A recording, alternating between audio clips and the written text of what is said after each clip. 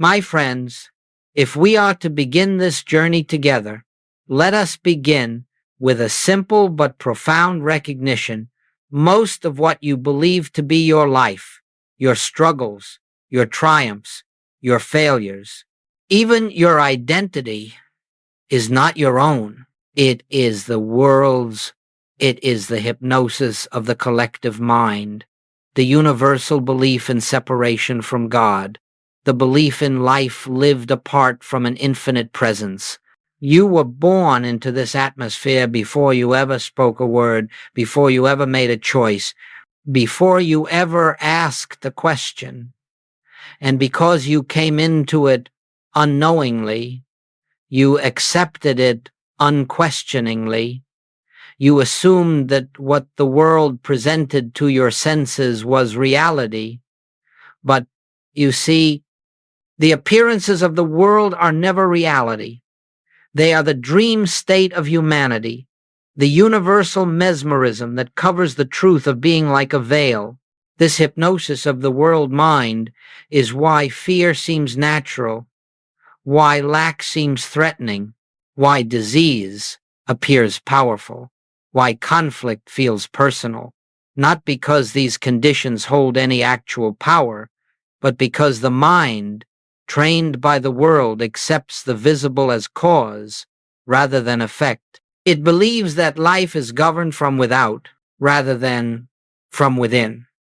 And so men and women spend their years trying to change the outer picture, unaware that every picture is the outworking of consciousness, and that the moment consciousness is lifted, the picture must change of its own accord.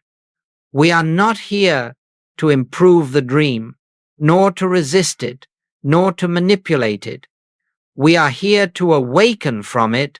The purpose of this work is not to give you a better world, but to reveal the world as it is. When you see through the mist of hypnotic belief, you will discover that nothing separates you from harmony but the acceptance of appearance as power.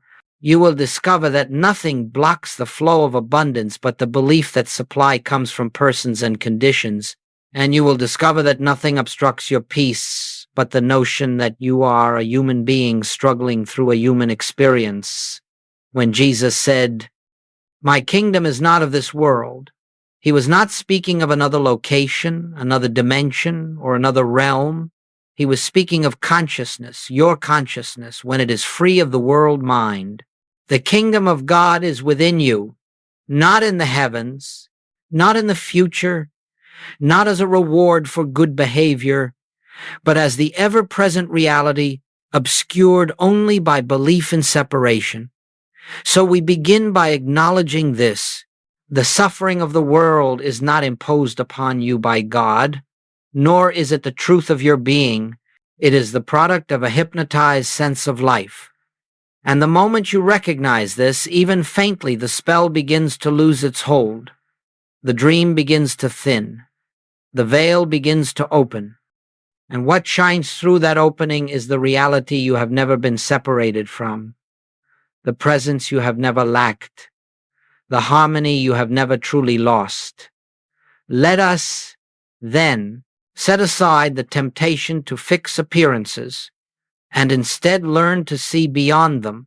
For as long as you attempt to rearrange the outer world, you remain asleep to the inner truth. But the moment you turn within, quietly, without demand, without fear, without effort, you will begin to sense the gentle whisper of the infinite announcing itself, "I am here. I am your life. I am your sufficiency. I am your peace."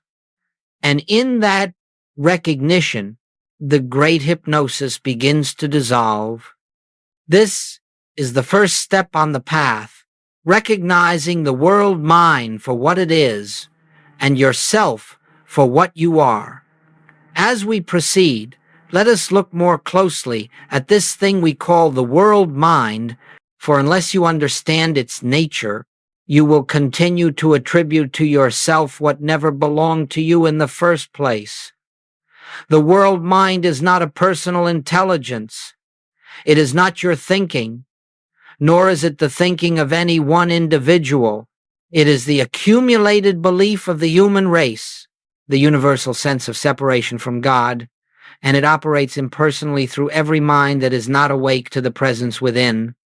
From the moment you enter this world, you breathe in this atmosphere of universal fear and ignorance, as naturally as you breathe the air. Before you can speak your first word, the world mind has begun to instruct you that your safety lies in the outer world, that your supply lies in material resources, that your health lies in the condition of the body, and that your worth lies in the opinions of others. You are taught to measure life by appearances, to judge reality by the senses, and to trust only what can be seen, touched, counted, or controlled. And all of this is accepted without question because no one tells you otherwise. Thus, humanity grows up with a sense of life that is fundamentally hypnotic. People react automatically to the suggestions of the world mind. They fear financial lack, not because lack is real, but because the world mind believes in limitation. They fear illness, not because illness has power, but because the world mind believes the body is separate from the source of life. They fear rejection, loss, and failure because the world mind believes each person is an isolated self struggling against an unfriendly universe, and this belief in separation reproduces itself endlessly in every mind that has not awakened to truth. But, my friends, let this be recognized. These are not your fears. These are not your beliefs. These are not your thoughts. This is the world mind acting upon you. As long as you identify yourself as a human being living in a human universe, the moment you accept that these thoughts are mine, you give them power they do not possess. You take ownership of that which never belonged to you. You adopt as personal a universal mesmerism that operates impersonally. Joel would often say, you are not responsible for the thoughts that come to you. You are responsible only for whether you accept them, and that is the crux of awakening. To stand still long enough to discern the difference between the suggestions of the world mind and the truth arising from within. The world mind says, you are vulnerable, but the inner presence whispers, I am with thee always. The world mind says, you must struggle for supply, but the inner presence declares, all that the Father has is yours. The world mind says, you are a body subject to decay, but the inner presence reveals, I am life eternal. Every conflict you have ever experienced begins with mistaking the voice of the world mind for the voice of your own consciousness. Every healing begins with the recognition that the world mind has no power of its own, no authority, no law, no substance, and that the infinite presence within you is the only reality. When you understand this, even faintly, the spell begins to loosen. You no longer see yourself as a being struggling in a hostile environment.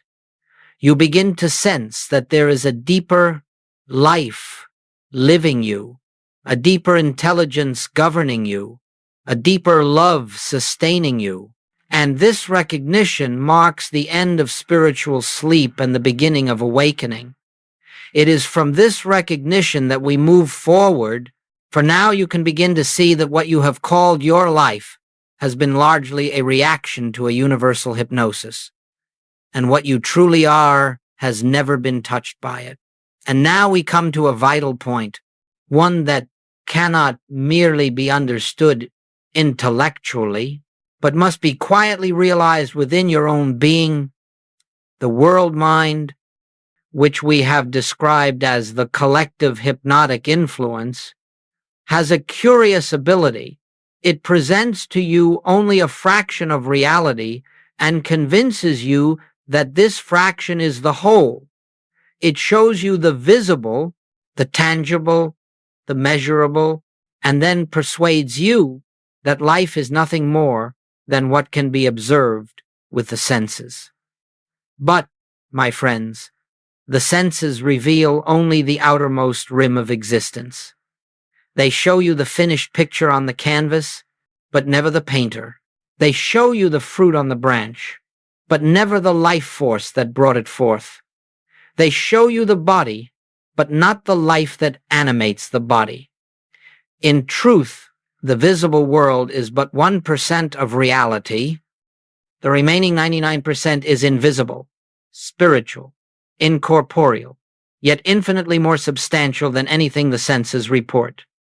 It is this 99% that the world mind blinds you to. The world mind insists you are a material being in a material world. But the truth is, you are a spiritual being in a spiritual universe, temporarily believing in material sense. The world mind points to your bank account and declares, this is your supply. It points to your body and declares, this is your health. It points to circumstances and declares, this is your destiny. And because you have not yet awakened to the invisible dimension of life, you accept these declarations as final. But I say to you, with all the authority of the infinite behind it, nothing the senses show you is self-governing, self-existent, or self-created. Every visible form is an effect, never a cause. The cause, the substance, the life, the law, all of it lies in the unseen realm of consciousness. Let us take this slowly, gently, and with inner quiet, for it is one of the most important recognitions on the spiritual path. When you look at a tree, you do not see the life that produced the tree. When you look at a body, you do not see the consciousness that sustains it. When you look at money, you do not see the divine ideas that unfold as supply. When you look at relationships, you do not see the presence that animates every soul. What you see are the shadows of a far deeper reality. The world mind hypnotizes humanity into mistaking the shadow for the substance. It convinces you that the pictures on the screen are the source of your experience, never showing you the projector behind them. And so you try to change your life by changing the shadows rather than awakening to the light that produces them. This is why men and women struggle endlessly with conditions of health, conditions of finance, conditions of relationship, never realizing that these conditions are only the outer garments of their inner state. They rearrange the surface of life, but the surface is only 1%. The 99% remains untouched, unseen, unrecognized. And because consciousness is cause, the outer forms inevitably return to their previous patterns. When Jesus said, "Judge not according to appearance," he was not calling for moral restraint. He was giving you the key to liberation. He was saying, do not accept the 1% as the truth. Look through it. Look beyond it. Look within. For within you lies the 99%, the divine presence, the infinite storehouse, the eternal life that never fades, never weakens, never diminishes. The moment you cease living by appearances, even momentarily, and rest in the invisible presence, the outer world begins to reorganize itself according to the harmony of the inner. You are no longer reacting to shadows, but recognizing the reality behind them, and this recognition is the beginning of spiritual vision. Let us pause with this. Reality is not hidden from you, it is only hidden from the senses. Your task is not to change the visible, but to awaken to the invisible that governs all. From this point forward, our work shifts from correcting surface problems to recognizing the spiritual substance beneath every appearance. And as this recognition deepens, the hypnosis of the world mind loses its power. and you begin to see life as it truly is, not as the senses have trained you to believe. Now, my friends, once you understand that the world you have been reacting to is but a hypnotic presentation of the world mind, and that the senses show only the outermost fraction of reality, the question arises naturally: how do we awaken? How do we break the spell that has held us since birth? And the answer may surprise you, for it is not found in effort, nor in resistance, nor in mental struggle of any kind. You awaken from hypnosis the moment you stop fighting the shadows and begin to recognize their unreality. You see, no one ever emerged from a dream by wrestling with the images in the dream. You awaken by realizing they have no life apart from the consciousness that beholds them. And so it is with the world mind. The more you resist its appearances, the more real they become to you, the more you fear them, the more power you attribute to them. But the moment you quietly observe them without accepting them as authority, the spell begins to dissolve. This is why the spiritual path always begins with stillness. Be still, the psalmist said, and know that I am God. Do you see? Stillness is the doorway, not frantic prayer, not desperate affirmations, not trying to impose truth upon appearance, but stillness. For in stillness, you step out of the reactive mind and into the awareness of the presence that has always been here. Goldsmith would say, stand still inside yourself. That is the secret. The moment you stand still, the mesmeric pull of the world mind loses its grip. You begin to see that the fear you felt a moment ago was not your fear. The suggestion of lack was not your belief. The impulse to panic was not your nature. It was all the activity of a universal hypnotism that only functions as long as you agree with it. So let us take a very practical approach. The next time a fear arises about money, health, family, future, or any other appearance, do not run with it. Do not try to overcome it. Simply pause. Stand still inwardly. Recognize this is appearance, not reality. This is the world mind presenting its illusion. I do not need to accept it as mine. That pause, that refusal to react, that moment of inner silence, that is the beginning of awakening. You have stepped out of the dream long enough to remember that you are not the dreamer, but the awareness behind the dream. In that quiet instant, something within begins to stir, a presence, a peace, a subtle sense of I, not the personal I, but the divine I. And as you rest in that awareness, you begin to feel the hypnosis loosening. You begin to realize that you have spent a lifetime trying to fix effects rather than turning to the cause behind them. You have tried to smooth the shadows rather than awaken to the light that casts them. Breaking the spell of the world mind is not a battle. It is a shift from believing what appears to recognizing what is. A shift from reacting to life as a human being to beholding life as spiritual consciousness. A shift from external dependence to inner realization. And once this shift begins, even faintly, you discover that you no longer live in a world of fear, but in a universe of divine order. You discover that your peace does not come from conditions, but from awareness. And you discover that awakening is not a future attainment, but a present recognition.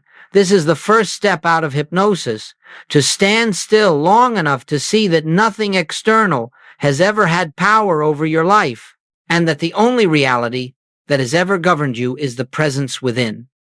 Now that we understand the nature of the world mind and the first movement out of its hypnotic influence, let us take the next step, the practice of inner recognition.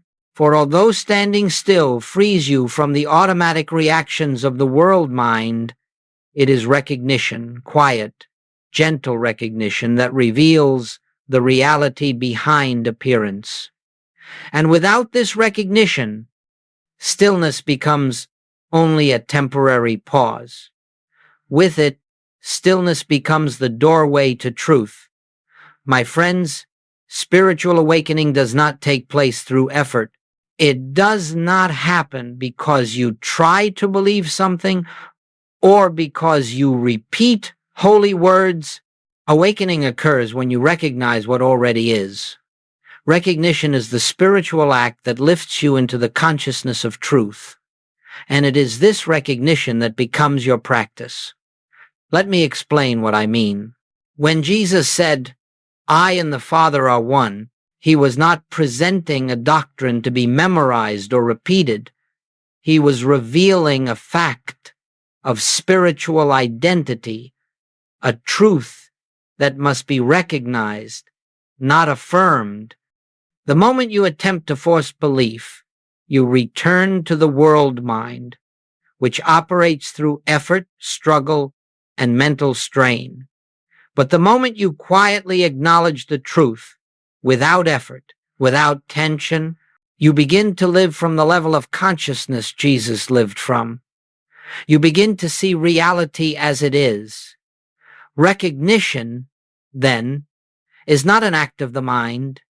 It is an opening of awareness. It is the gentle inner realization that behind every appearance stands the infinite presence, whole, complete, and untouched. And so we begin with the simplest form of recognition. I and the Father are one. Let this not be a statement of faith, but a moment of awareness. Let it sink beneath thought, beneath emotion, beneath belief. Let it be a recognition of the fact that your life is not separate from the source of all life, that your being is not separate from the divine being that animates the universe, that your consciousness is not isolated, but rooted in the infinite. As you rest with this, another recognition emerges naturally. The kingdom of God is within me. Again, not as something to acquire, not as a place to reach, but as the truth of your being now. Let this recognition bring you into a sense of inner spaciousness, as though a quiet light were dawning from within, showing you that everything you have ever sought outwardly has been present inwardly all along. And then we come to the recognition that underlies all others. All that the Father has is embodied here in this consciousness, not in the bank account, not in the body, not in circumstances, but in consciousness. Your consciousness, when it is aligned with truth, with this recognition, the world mind loses its power, for you no longer look to the visible realm for supply, safety, or fulfillment. You begin to recognize that everything visible is but an expression of the invisible, and that the invisible is always complete. Now, let us make this very practical. Take any appearance in your life, a financial need, a physical condition, a relationship tension, and bring it into your awareness. Do not attempt to fix it. Do not attempt to change it. Simply place it before the light of recognition and see it as appearance only. Then turn inward and rest in the awareness. The presence within me is the only reality.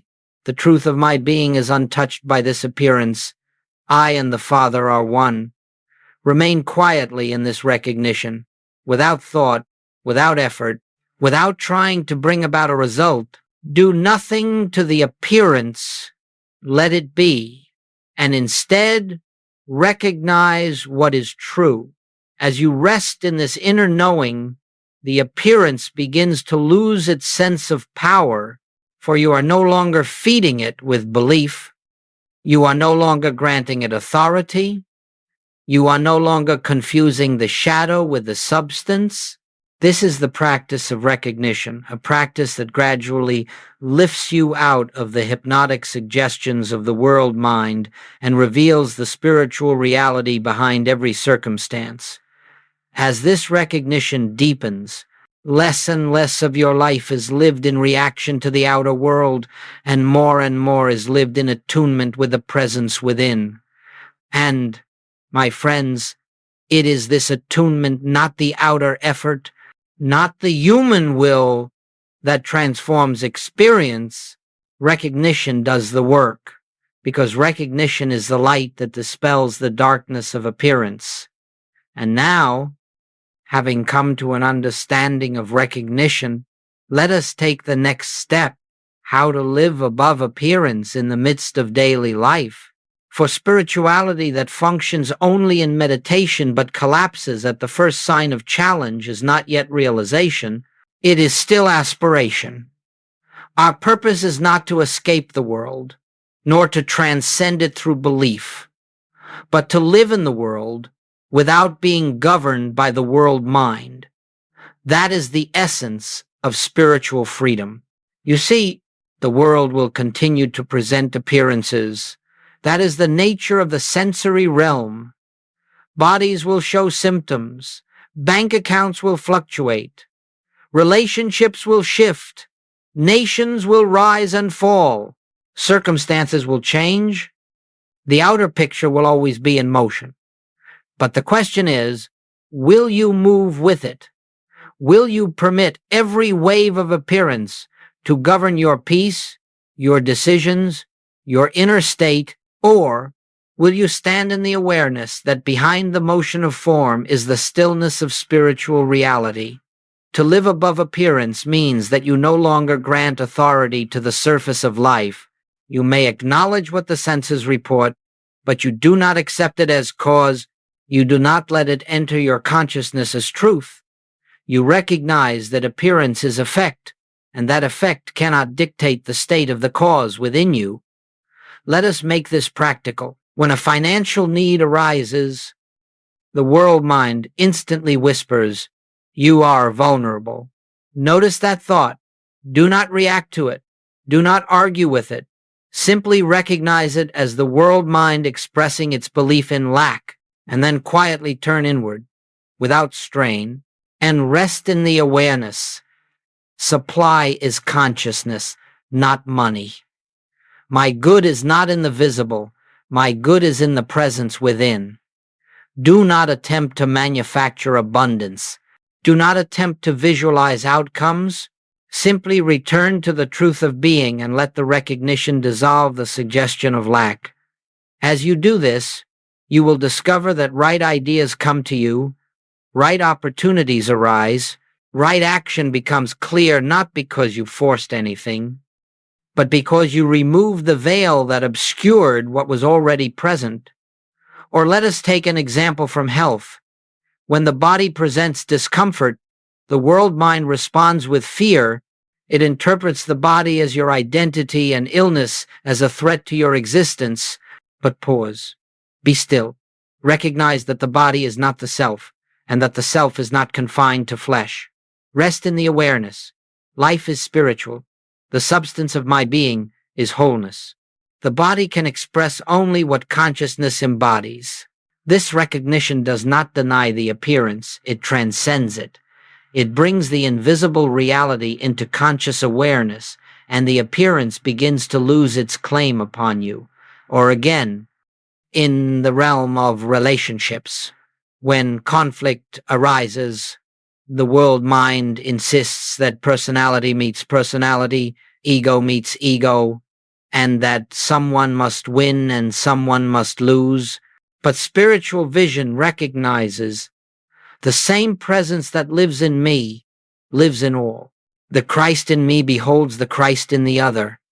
From this inner posture, your reaction softens, your words change, the atmosphere shifts, and harmony emerges where tension seemed inevitable.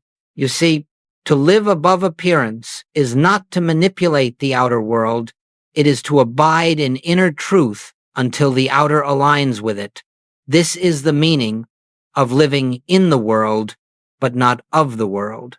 You continue to act, to speak, to work, to serve, but the source of your action is no longer fear, desire, or human will. It is the quiet guidance of the presence that has become your resting place. And let us understand this clearly. Consistency is more important than intensity. One moment of sincere recognition carries more power than an hour of mental struggle. Many short pauses throughout the day, moments in which you turn within, recall the presence, and recognize the truth, will lift you far more quickly than occasional long periods of strained meditation. Gradually, the shift occurs. You stop looking to the outer world for your cues. You stop allowing appearances to command your peace. You begin to live from the inside out. You begin to feel anchored, steady, quietly, confident. And when the world mind presents its shadows, you meet them not with fear, but with the calm awareness of truth. This is the art of living above appearance, the art of abiding in the invisible reality while moving through the visible world. And now, my friends, as we begin to live from this inner awareness rather than from the shifting currents of the world mind, something remarkable happens. Not suddenly, perhaps not dramatically at first, but quietly, imperceptibly, like dawn breaking behind a still horizon. Fear begins to dissolve. Lack begins to lose its claim. Suffering no longer appears as an enemy, but as a shadow fading in the light of recognition. And all of this occurs not because we have waged war against these appearances, but because we have ceased granting them power. You see, fear cannot exist in the presence of recognized truth. Fear feeds only on separation, on the belief that you stand alone, apart from the infinite, subject to forces outside yourself. The moment you recognize, even for a breath, that the presence within you is the only life, the only intelligence, the only law governing your being, fear begins to wither, for it has nothing left to fasten itself upon. Lack, too, dissolves, and not because your circumstances suddenly change, but because you no longer look to circumstance as your source. The very moment you perceive supply as consciousness and not as matter, the grip of financial fear loosens. You stop treating money as though it were your master. You stop treating income as though it were your life.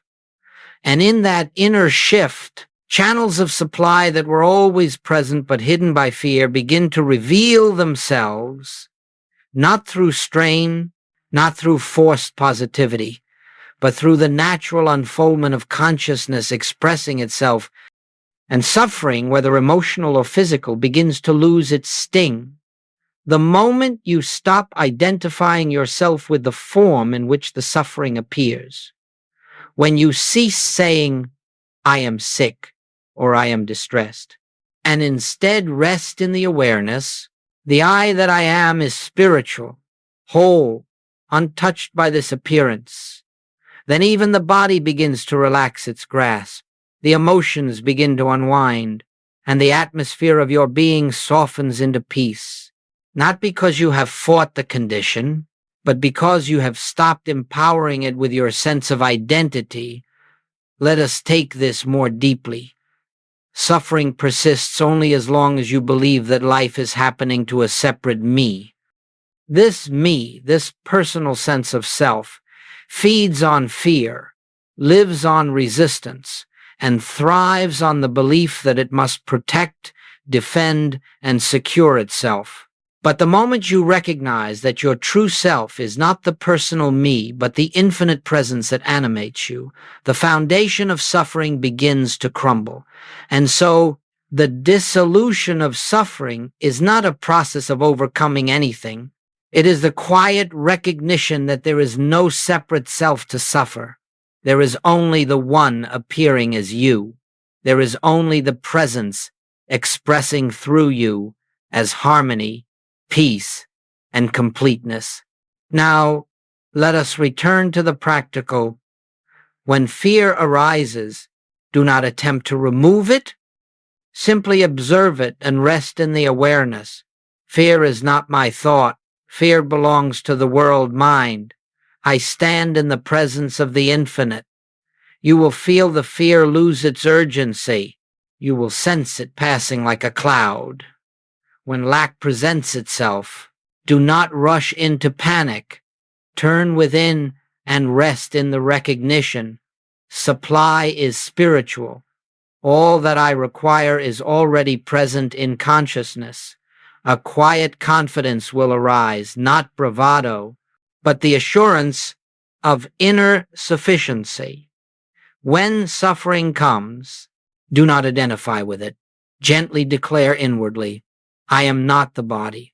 I am not the emotion. I am the presence that beholds these appearances. Peace will begin to permeate the experience. Even before conditions change, in each case, you have not fought the appearance, you have not denied the condition, you have simply withdrawn the belief that the appearance has power over you. And that withdrawal is the dissolution. Now the law begins to operate. The outer picture must eventually conform to the inner realization. This is not metaphysics. This is not mind power. This is spiritual law. Consciousness is cause. Form is effect. And so, as consciousness rises, suffering falls away, not because you have improved your life, but because you have ceased to believe in the reality of anything unlike the presence of God.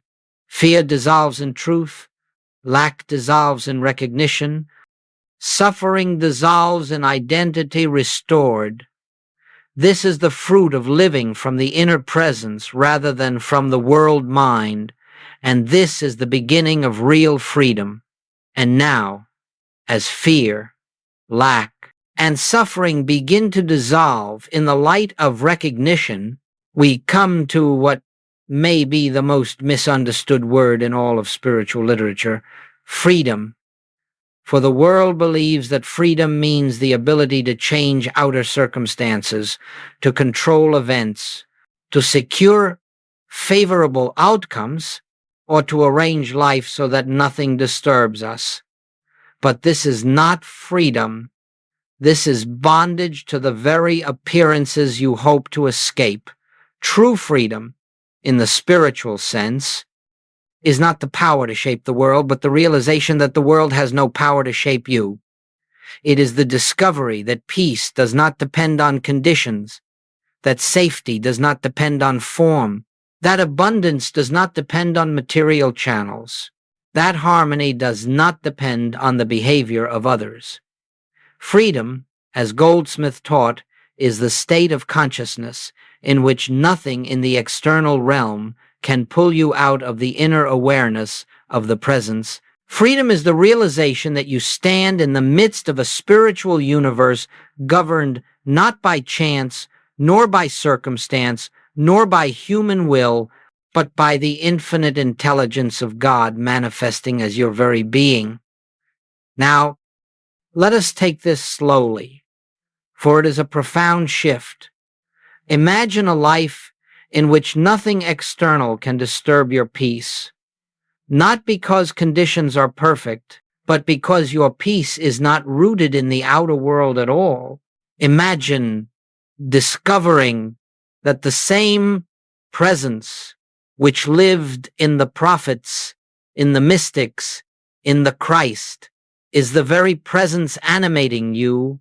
Imagine waking each day with a quiet assurance that the source of infinite supply, infinite love, infinite wisdom, infinite harmony is not somewhere outside, but within your own consciousness. This is freedom.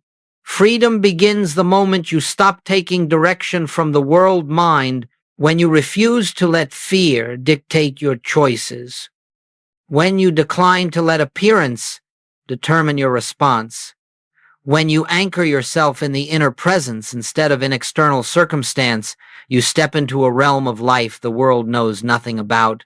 You begin to experience what the mystics have called the peace that passes understanding, a peace untouched by the rise and fall of events. You begin to move through the world with a sense of inner poise, as though something greater than your personal self were guiding you, directing you, sustaining you. And indeed, that is precisely what is happening. Freedom also reveals itself in clarity. When the mind is no longer clouded by fear, desire, or resistance, intuitive wisdom begins to flow. Decisions become natural, effortless, almost obvious. Right action reveals itself without strain. You find yourself in the right place at the right time, speaking the right words, meeting the right people, not through planning or strategizing, but because consciousness has aligned itself with truth, and the outer life must follow. Freedom expresses itself in non-reactivity. The world presents anger, and you do not respond with anger. The world presents chaos, and you remain centered. The world presents lack, and you remain assured. You do not accomplish this through discipline or suppression, but because your identity has shifted from the human sense of self to the divine presence, and perhaps most beautifully, freedom reveals itself as compassion. When you are no longer entangled in your own fears, you see the world's fears with tenderness.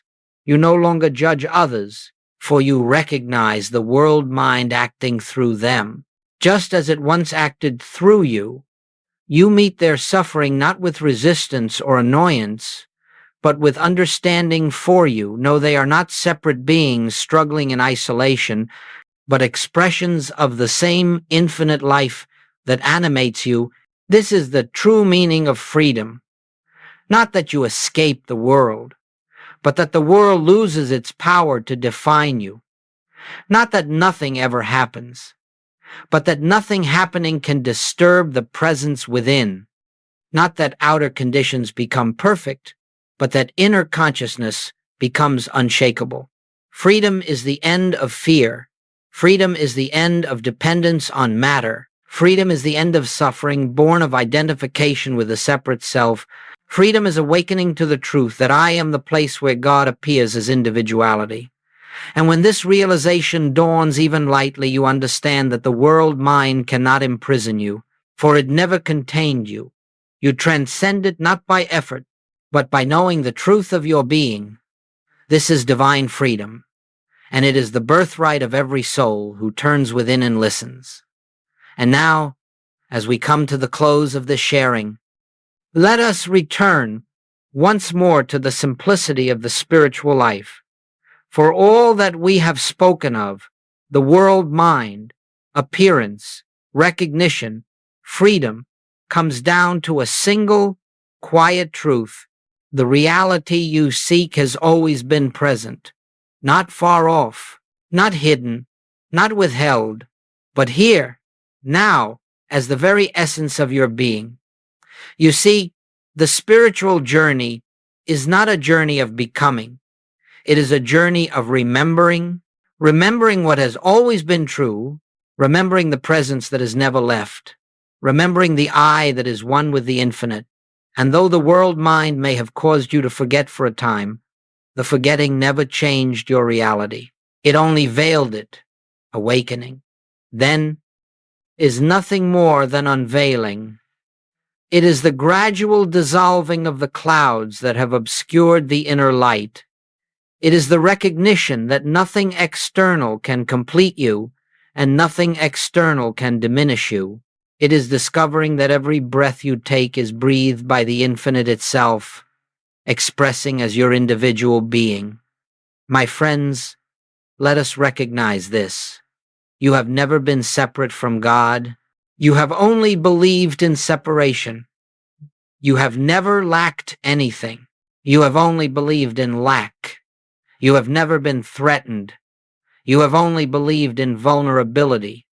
The moment you turn within and acknowledge the presence, even for a single breath, the belief dissolves, and the truth is seen. This inner turning, this stillness, this recognition is the secret behind all spiritual revelation. It is not a practice for the advanced. It is not reserved for saints or mystics. It is the simplest act of awareness. Be still, and in the stillness feel the presence that is your own being. This is the entire infinite way. And as you continue, not in strain, not in discipline, but in gentle remembrance, something beautiful begins to unfold. You begin to sense that your life is not being lived by you, but through you. You begin to feel guided, carried, upheld. You begin to see that what you once called your life is the activity of the divine presence expressing as you. Then the fears of yesterday lose their hold. The frictions of the world soften. The anxieties born of the separate self fade into quiet confidence, and the very atmosphere of your consciousness changes. Your home becomes a sanctuary. Your work becomes service. Your relationships become expressions of love. Your inner life becomes peace, not because you have improved yourself, but because you have recognized yourself. And as this recognition continues quietly, gently, day after day, you awaken more fully to the truth that the kingdom of God is not a place, nor a promise, nor a reward. It is the reality of your consciousness the moment you know the presence within. So let us leave this time together in stillness, with no striving, no effort, no expectation. Simply rest in the awareness, I and the Father are one. The presence lives my life. All that God is, I am. And in that recognition, you will discover what the world could never give and what it can never take away. The peace, the wholeness, and the freedom of the awakened self. This is the reality that has always been present. This is the life that is living you now. This is the truth that needs only your recognition to be revealed. Let us rest in that truth quietly, silently, gratefully,